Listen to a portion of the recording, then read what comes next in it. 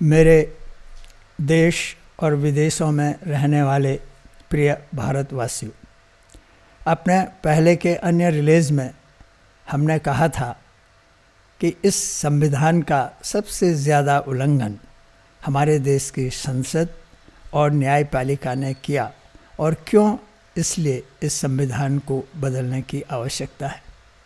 आज आपका वही साथी और स्नेही पंडित ओम वर्तमान संसदीय प्रणाली की कार्यपद्धति एवं असफलता तथा परिवर्तन की आवश्यकता पर आपसे संवाद कर रहा है।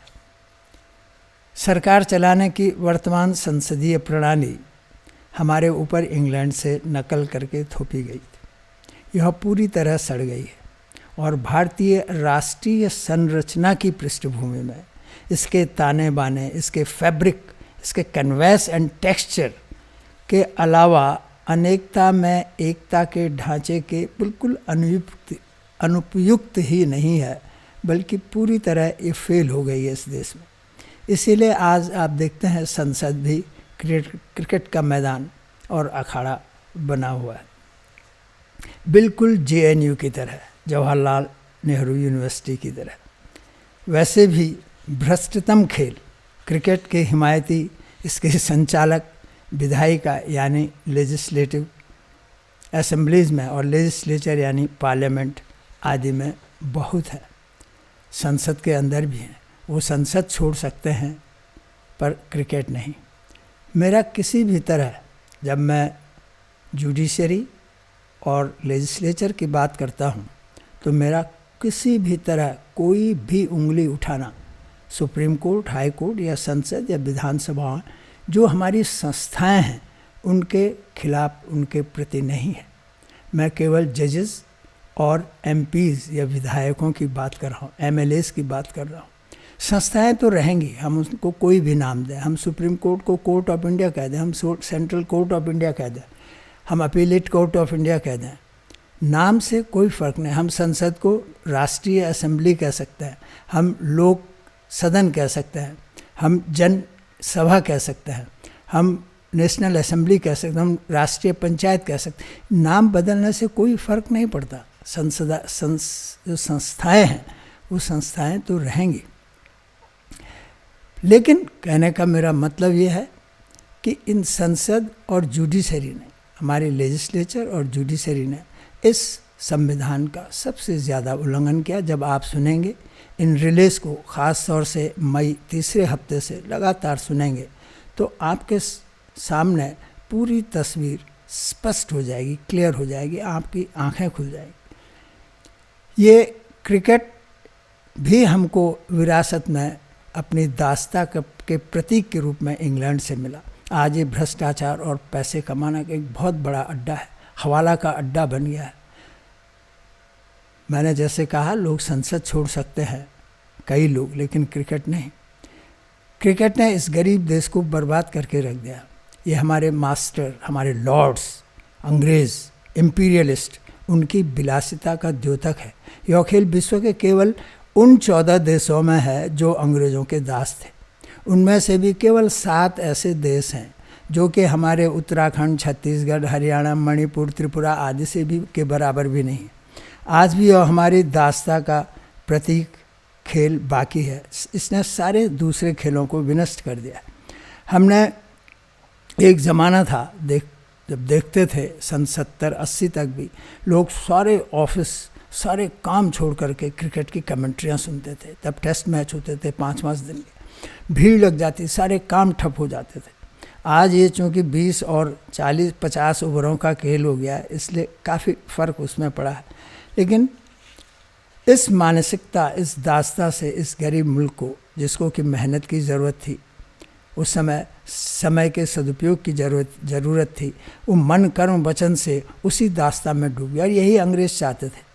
अंग्रेज़ों ने हिंदू, दैट इज़ हिंदू, संविधान में हिंदू लिखवा कर, या इंडिया दैट इज़ भारत लिखवा कर, या जनगण मन अधिनायक की तरह राष्ट्रगान, इस क्रिकेट को भी हमारे यहाँ का एक ज़बरदस्त खेल बनाकर छोड़ दिया, ताकि हम मन कर्म वचन से उनके दास बने रहें।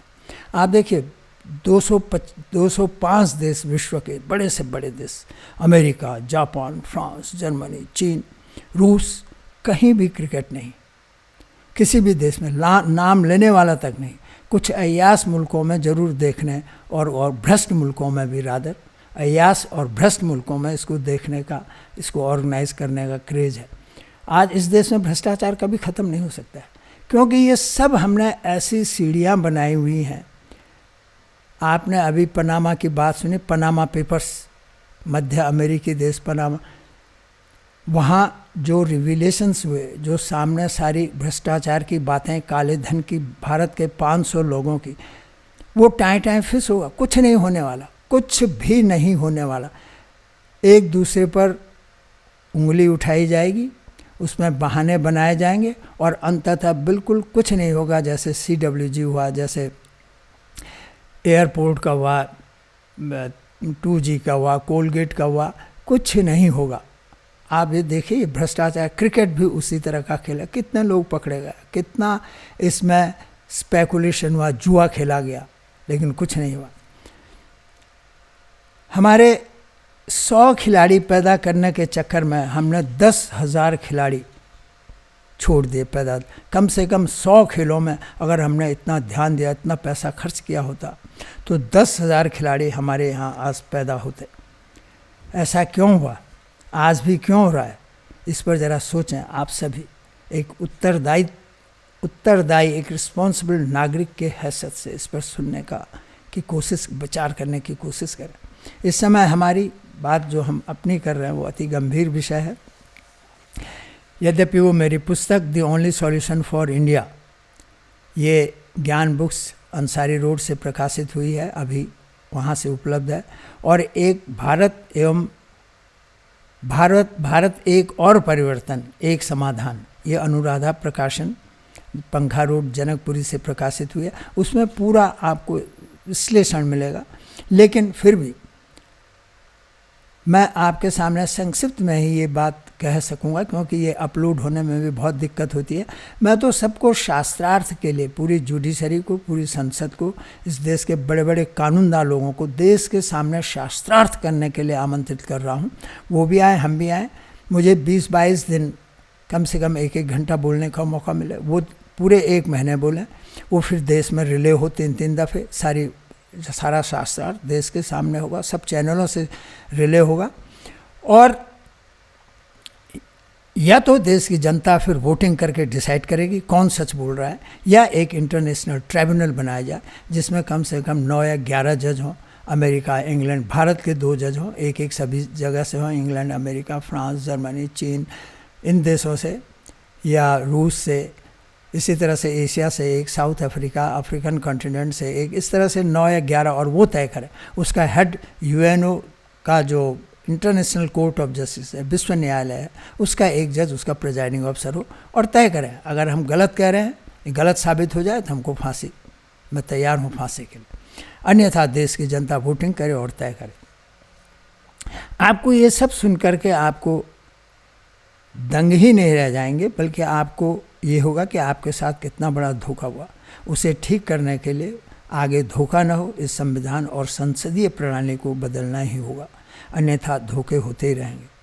जब तक हम निकम्मे लोगों को चुनाव में जिताते रहेंगे जाति, संप्रदाय, धर्म के आधार पर, तो यही होगा। अब हम सबको एक होना होगा। इन लोगों को ये बहुत बड़ी गलतफहमी है, कुछ लोगों को, कि मुसलमान या ईसाई लोग, ये सब ब्राह्मण, क्षत्रिय, वैश्य, त्यागी, भूमिहार, पारसी लोग, सिख, जैन, बौद्ध या हमारे कायस्थ लोग, ये सब लोग एक नहीं हो सकते हैं। ये इनको बहुत गलतफहमी है, कम से कम मुसलमानों को लेकर, क्योंकि उस मुसलमान जो तबका है उसका बहुत बड़ा शोषण इस देश में वोट बैंक को लेकर के हुआ। तो इनको यही गलत फहमी है। अब ये समय आ गया कि हम सब लोग एक हों इस संविधान को बदलने के लिए, अन्यथा फिर सबको पछताना होगा। मई 3 हफ्ते से आप बराबर मेरी इस बात को सुनते रहेंगे, हर विषय पर, हर एक पर, और बहुत डिटेल में सुनते रहें, ध्यान से सुनते रहें, ताकि आपके समझ में वो बातें आए। आप ये कहें, कोई आदमी ये कहे, आज कह रहे हैं बच्चे, युवा पीढ़ी, उनको ना अपने इतिहास का पता, ना अपना संविधान का पता। कोई कहता मैं आर्ट्स का विद्यार्थी हूँ, कोई कहता मैं साइंस का विद्यार्थी हूँ, कोई कहता मैं कॉमर्स का विद्यार्थी।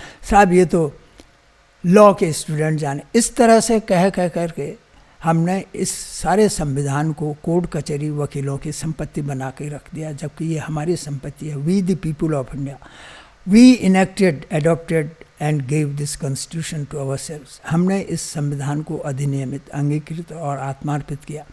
हम आज इस संविधान को हमारे अपने ही बनाए हुए शास्त्र को अपने भविष्य के लिए, अपने जीवन को सुखमय बनाने के लिए, उसी के बारे में हमें पता नहीं। इसलिए जब तक आप अपने संविधान और अपने रीति इतिहास को नहीं समझेंगे, सत्य, true history, real history of India, तब तक आपके अंदर आत्मगौरव और जीवन जीने का वही जीवंत मादा वो पैदा नहीं हो सकता है। इतिहास को समझना है तो आर्कटिक होम इन वेदास 1903 में जो लोकमान्य बाल गंगाधर तिलक जी ने लिखी थी, और मैंने मेरी किताब भारत और विश्व इतिहास की ऐतिहासिकता, इतिहास का पहला और अंतिम पृष्ठ, ये भी ज्ञान बुक्स अंसारी रोड में उपलब्ध है। इनको आप पढ़ेंगे तो आपकी आंखें खुल जाएंगी। आज मैं संसद के बारे में आपसे कहूँ कि संसद ने कितने गंभीर उल्लंघन इस संविधान के किए। आज मुखौटा बन गया। मैंने पहले भी कहा था 10 रुपये के सिक्के की तरह, न तो उसमें दस्तखत है और न कोई प्रॉमिस, न कोई प्रतिज्ञा, न कोई आश्वासन है। 10 रुपये 5 रुपये के सिक्के की तरह चल रहा है। सबसे पहला जो उल्लंघन हमारे देश की संसद ने इस संविधान का किया वो है अमेंडमेंट ऑफ द प्रीएम्बल। 1977 में इस देश के प्रीएम्बल यानी प्रस्तावना, संविधान की प्रस्तावना का संशोधन किया गया और उसमें लिखा गया भारत को हम एक सोशलिस्ट सेक्युलर स्टेट बनाते हैं। माने जो ओरिजिनल प्रस्तावना थी, जो ओरिजिनल प्रीएम्बल था, मूल प्रीएम्बल, उसमें ये था कि हम भारत के लोग भारत को एक सार्वभौम लोकतंत्रात्मक गणतंत्र बनाने के उद्देश्य से ये ऐसा करेंगे, लिबर्टी, न्याय, ब्रदरहुड, इक्वलिटी। लेकिन सन 1977 में उसमें जोड़ा गया हम भारत के लोग भारत को सार्वभौम प्रभुता संपन्न लोकतांत्रिक गणराज्य एवं सेक्युलर सोशलिस्ट स्टेट। और नीचे फिर एक और संशोधन हुआ कि यूनिटी, नेशनल यूनिटी के स्थान पर नेशनल एंड नेशनल इंटीग्रेशन, ये शब्द जोड़े गए। मेरा इनसे कहना ये है, पूछना ये है कि प्रस्तावना बदलने की पावर संसद के पास कहाँ से आई? प्रीएम्बल बदलने की पावर संसद के पास कहाँ से आई? किसने दी? भारत के लोगों ने, जिन्होंने संविधान बनाया, उन्होंने ये पावर किसी को नहीं दी। क्यों? कि ये भारत की जनता का डिक्लेरेशन है, ये भारत की जनता का मिशन स्टेटमेंट है, ये भारत की जनता की उद्घोषणा है। जो प्रीएम्बल है वो कोई नहीं बदल सकता, उसको केवल भारत की जनता बदल सकती है। क्योंकि हम भारत के लोगों ने, जिन्होंने संविधान बनाया, उनका मिशन, उनकी उद्घोषणा, उनका डिक्लेरेशन। हमने संसद को केवल प्रोविजंस ऑफ दिस कॉन्स्टिट्यूशन, इस संविधान के प्राविधानों को ही बदलने की ताकत, पावर दी हुई है। और वो संविधान के प्राविधान इस प्रस्तावना के बाद प्रारंभ होते हैं। जैसे आप किसी को निमंत्रण पत्र देते हैं, आपके यहाँ पूजा होती है, आप कोई कथा भागवत कर रहे हैं, तो आप इनविटेशन लेटर देते हैं, निमंत्रण पत्र भेजते हैं, उसके ऊपर आप श्री लिखते हैं। कोई लिखता है श्री गणेशाय नमः, कोई लिखता वक्रतुंड महाकाय, कोई लिखता नारायण नमस्कृत्य नरं चैव नरोत्तम। आप कुछ भी लिखा, उसको कोई चैलेंज नहीं करता, वो आपकी आस्था है। उसकी भाषा में, निमंत्रण पत्र की भाषा कैसी है, उस पर कोई कह सकता है कि आपकी भाषा गलत है, इसको इस तरह से। लेकिन आपकी आस्था का प्रतीक, जो आपका डिक्लेरेशन, जो आपने भगवान के प्रति आस्था दिखाया, ऐसे इस्लाम में भी है, ऐसे क्रिश्चियन लोग भी करते हैं, उस आस्था को कोई चैलेंज नहीं कर सकता। ये हमारी आस्था का प्रतीक है प्रस्तावना, ये डिक्लेरेशन, इसको कोई नहीं बदल सकता। इसको अगर बदलना था, इसीलिए हमने बार बार इससे पहले भी कहा कि भारत के इस प्रस्तावना में जो लिखा गया है कि हम भारत के लोग इस संविधान को अधिनियमित, अंगीकृत और आत्मार्पित करते हैं, we adopt, enact and give this constitution to ourselves. इसका मतलब यह है कि इसमें लोक सहमति या लोक मत या public voting expressly implied, it's not only implied, it is expressly implied कि ऐसे विषयों पर जनता को रिफ़र करना पड़ेगा। मैं रिफ़र शब्द नहीं कहा, मैंने बार बार, मैं उसको नहीं कहना चाहता, लेकिन लोक मत के लिए, पब्लिक वोटिंग के लिए आप ऐसे विषयों को रिफ़र करना चाहिए। जनता अगर कहेगी, जनता अगर उसमें चाहती, तो ये जनता की संपत्ति है। कल अगर बीजेपी वाले इस देश को प्रस्तावना में उसको हिंदू स्टेट लिख दें, India will be A Hindu state, या कल दूसरे दलित आकर के India will be A Dalit state, कल बैकवर्ड वाले आकर के India will be A backward democracy, कल मार्क्सिस्ट आकर के लें India will be A Marxist democracy, क्या ये संभव है? क्या उससे ये संविधान जीवित रहेगा? इस संविधान की आत्मा, बेसिक स्ट्रक्चर, सुप्रीम कोर्ट ने भी कहा है, जिन्होंने इतना उल्लंघन किया जजों ने, उन्होंने भी कहा है कि preamble and part 3 of constitution, that is fundamental rights, and part 4 of the constitution, that is directive principles of state policy, they constitute the basic structure। ये मूल हैं, भित्ति हैं, इसको कोई नहीं छू सकता। हमने संसद को केवल इस संविधान के प्राविधान बदलने की ताकत दी, पावर दी, और वो प्राविधान इस डिक्लेरेशन, इस प्रस्तावना के बाद प्रारंभ होता है। आर्टिकल 1, जिसको आप दूसरे शब्दों में आम आदमी के लिए सेक्शन, धारा, लेकिन उसको कहते हैं आर्टिकल, अनुच्छेद। आम आदमी के लिए मैं उसको सेक्शन या धारा के नाम से कहूँगा। धारा 1, धारा 2, ये अनुच्छेद 1, अनुच्छेद 2, आर्टिकल 1, 2, 3, 4। वहाँ से संविधान चालू होता है। जहाँ तक प्रस्तावना है वो संविधान के बाहर है। जैसे कहते हैं ना, काशी भगवान शिव के त्रिशूल में है, यानी वो पृथ्वी से अलग। इसी तरह प्रस्तावना भी उससे अलग है, संविधान से अलग है। संविधान उसके बाद प्रारंभ होता है। ये भारत रत्न नहीं है कि जिसको चाहे जब दे दो। प्रियम्बल बदलना कोई भारत रत्न की तरह नहीं, जिसको चाहे दे दो, राजनीति कर दो। इसलिए भारत रत्न अब इस देश में ख़त्म हो जाना चाहिए। इसमें ज़बरदस्त पॉलिटिक्स होगी, भविष्य में बहुत ख़तरनाक स्थिति होगी, इतनी खतरनाक कि ऐसे लोगों को मिलेगा जिनकी कि आप मतलब कल्पना ही नहीं कर सकते हैं, जो कि भारत रत्न क्या, जो कि खेल रत्न के काबिल नहीं है, जो कि केवल पद्म भूषण के काबिल नहीं है, उन लोगों को भारत रत्न मिलना चालू हो जाएगा। इसलिए इस पॉलिटिक्स को इस देश में पूरी तरह से बंद किया जाना चाहिए। ख़त्म हो गया उसका जो वक़्त, उसकी जो वैल्यू है, वो इन्होंने राजनीति के चक्कर में फंसा करके देश की तरह तबाह कर दिया। इसलिए केवल भारत के लोग, क्योंकि हमारे देश में संविधान में सेक्युलर शब्द मूलतः था नहीं। हमारे देश के संविधान इतने बड़े लोगों ने बनाए, उन्होंने सेक्युलर या धर्मनिरपेक्ष शब्द मूल संविधान में नहीं था। जो संविधान 1950 में आया, 1949 में बन के तैयार हुआ 26 नवंबर को, और 1950 26 जनवरी से लागू, उसमें नहीं था। ये सन 77 में सेक्युलर डाला गया। कैसे?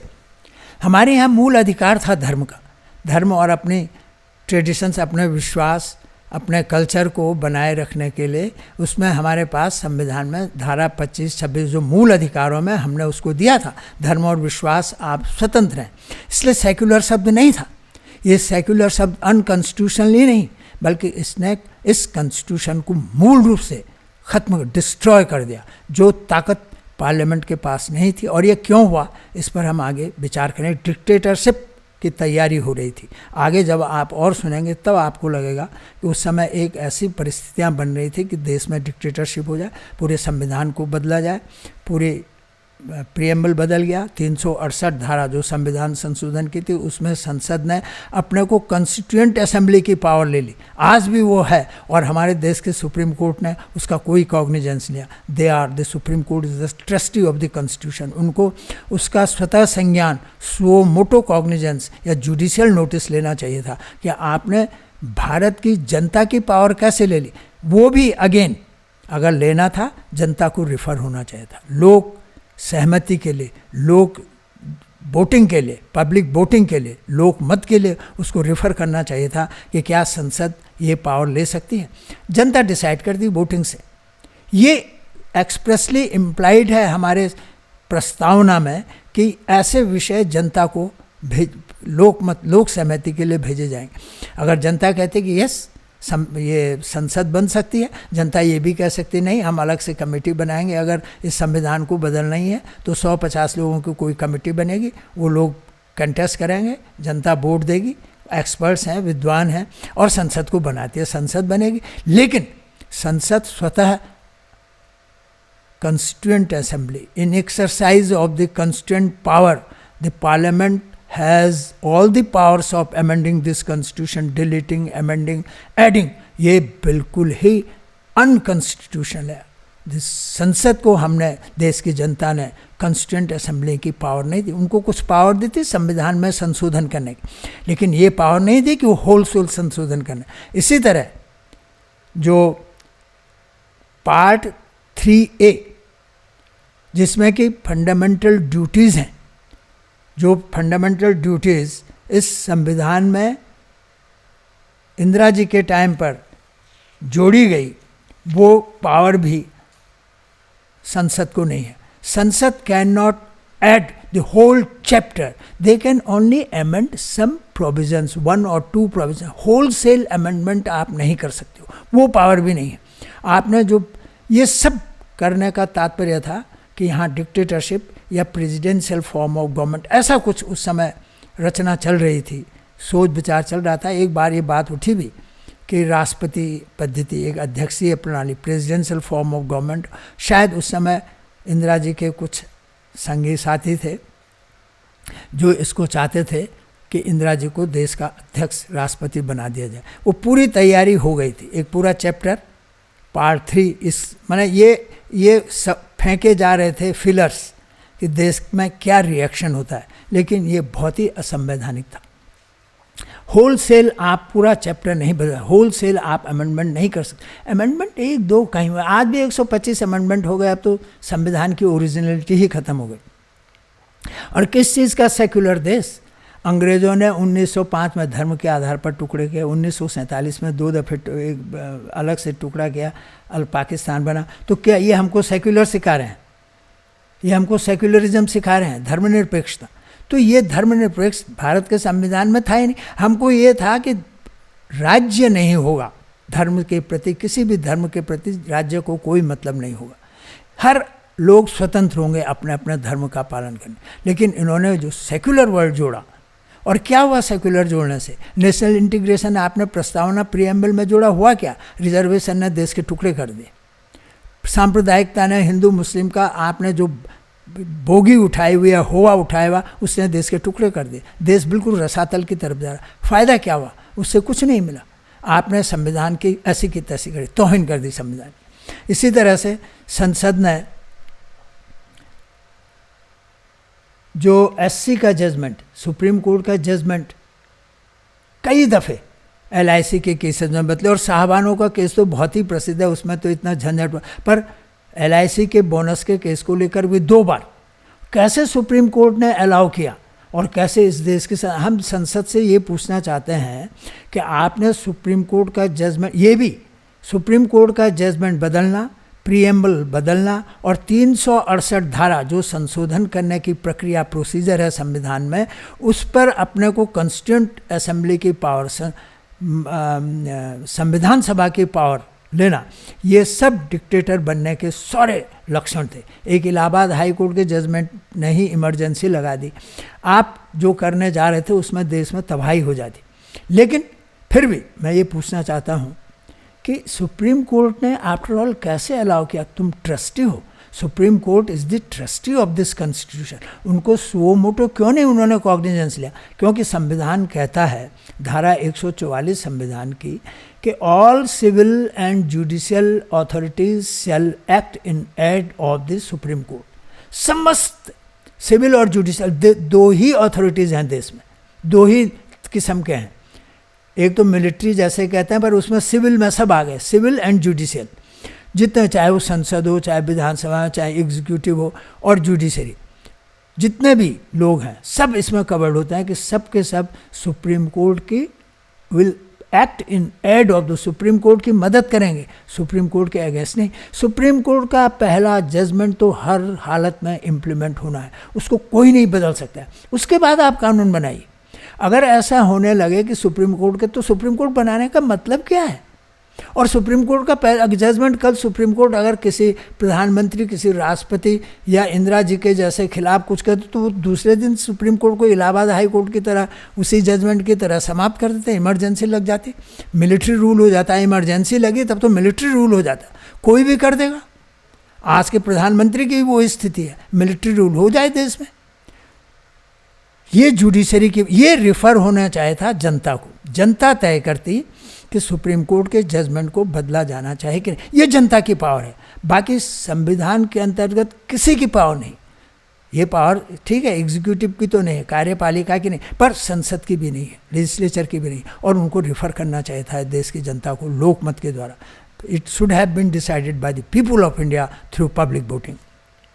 लेकिन इस देश के सुप्रीम कोर्ट ने संविधान का ट्रस्टी होते हुए भी अलाउ किया अपना जजमेंट बदलने के लिए। एक बार नहीं, 3-3, 4-4 बार। एक बार फिर उनकी आंखें खुली कि हम इसको नहीं करने देंगे, ऐसा एक दफ़े आया था, पर वो क्या हुआ फिर पता नहीं। लेकिन एक बार फिर उसको बदलने की बात आ गई थी जब सुप्रीम कोर्ट ने डिस्क्वालिफिकेशन किया था एमएलए एमपी जो भ्रष्टाचार में पकड़े गए 2 साल में, जिनको सज़ा होगी, जैसे लालू आदि के केसेस हुए थे।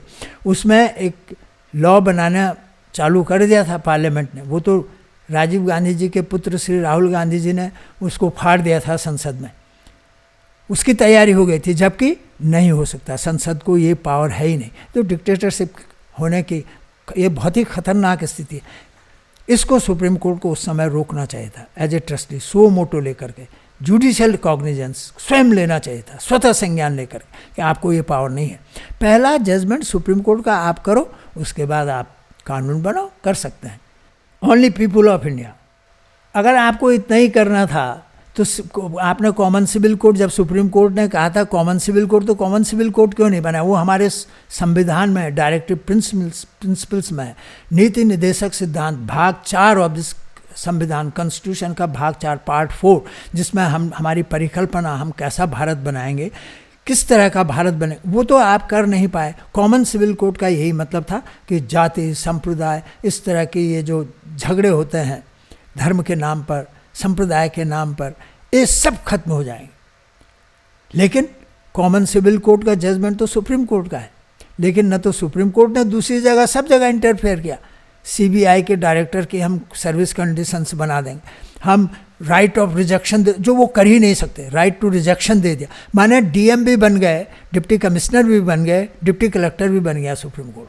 जो सेपरेशन ऑफ पावर, शक्ति पृथक्करण की जो हमारे संविधान में लिखा, शक्ति पृथक्करण, माने सब अपना अपना काम करेंगे। आज सुप्रीम कोर्ट के जज अपना काम छोड़ करके सब काम करेंगे, न्याय हो नहीं रहा, सब चीज़ सड़कों पर तय हो रही, सब लोग भ्रष्ट से भ्रष्ट लोग घूम रहे हैं, कुछ नहीं हो रहा है देश में, सारे के सारे, और दूसरे के कामों में इंटरव्यू। सीबीसी की सर्विस कंडीशन, किसके खिलाफ सीबीआई इंक्वायरी होनी चाहिए, किसके खिलाफ नहीं, किसको सिक्योरिटी मिलनी चाहिए, राष्ट्र की कीमत, देश की कीमत, स्टेट की कीमत पर, लोगों की टैक्स की कीमत, लोगों की गरीबी की कीमत, लोगों की भूख की कीमत पर क्यों एमएलए एमपी किसी भी नेता को क्यों सिक्योरिटी मिलेगी? अरे अपना खर्च करें, तुम लड़ना चाहते, केवल इसलिए सिक्योरिटी मिलेगी, दोनों पर तुम दूसरों पर रौब देना चाहते हो, दूसरों को दिखाना चाहते हो, हम तुम्हारे उसकी बर्दाश्त करें, तुम पर्सनल दूसरों से दुश्मनाई लो और उसकी भरपाई देश की जनता क्यों देगी? जनता उस सिक्योरिटी का पैसा, केवल एक ceremonial security president prime minister इनको, ये भी नहीं कि जत्थे के जत्थे जा रहे हैं, नहीं बन सकते हो मत बनो ना, कौन कह रहा है? इसीलिए हमने कहा भारत का प्रधानमंत्री देश की जनता के द्वारा चुना जाएगा, भारत का उप प्रधानमंत्री देश की जनता के द्वारा, ये सक्सेशन प्लान होगा। कोई झगड़ा ही नहीं, कोई सीनियरिटी नहीं, कौन नंबर 2 है, ये झगड़ा ही नहीं, ये हमेशा झगड़े होते रहे। देश की जनता चुनेगी, उप प्रधानमंत्री स्वतः प्रधानमंत्री होगा, या ऑफिशिएट करेगा, या प्रधानमंत्री की मृत्यु पर स्वयं प्रधानमंत्री बनेगा, उसके सारे प्रोविज़न होंगे। लेकिन आज किसको सिक्योरिटी मिलनी चाहिए वो सब सुप्रीम कोर्ट तय कर रहा है।